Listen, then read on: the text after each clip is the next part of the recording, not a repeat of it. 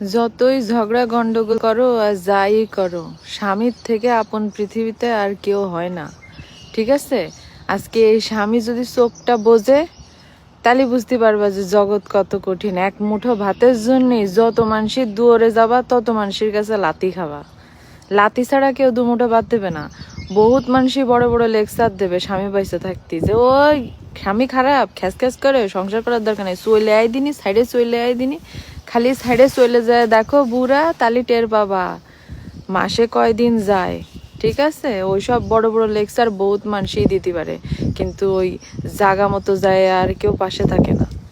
ঠিক আছে, সেই জন্য যতদিন বাইসে আছে ততদিন স্বামীর সেবা যত্ন করো, স্বামীর কথা মতো চলো। আল্লাহ তাআলা কোরআনেই বলিছে যে আমি যদি, আমাদের নবীজি সাল্লাল্লাহু আলাইহি সাল্লাম বলিছে যে আমি যদি আল্লাহ ছাড়া আর কাউরে সিজদা করার জন্য বিধান দিতাম, তাহলে বলতাম প্রত্যেক বিবাহিত নারী তার স্বামীর পায়ে সিজদা করো।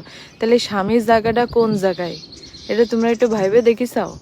তোমরা তো কেউ ভাইবে দেখবা না। তোমরা খালি তোমাকে রাগ হলি তোমরা বাপের বাড়ি চলে যাবা, এই করবা সেই করবা, এসব চিন্তা ভাবনা বাদ দাও। জীবন একটাই, এক জীবনে কিভাবে ভালো থাকা যাবে সেই চিন্তা করতেই হবে। আমি কাউরে মিন করে কিছু কইনি, আপনারা আবার নিজের গায়ে টাইনে নিয়ে উল্টো পাল্টা কমেন্ট করতে আসবেন না। ঠিক আছে, তো সবাই ভালো থাকবেন, সুস্থ থাকবেন। আমি কানাডাতে বিদায় নিচ্ছি। আল্লাহ হাফেজ।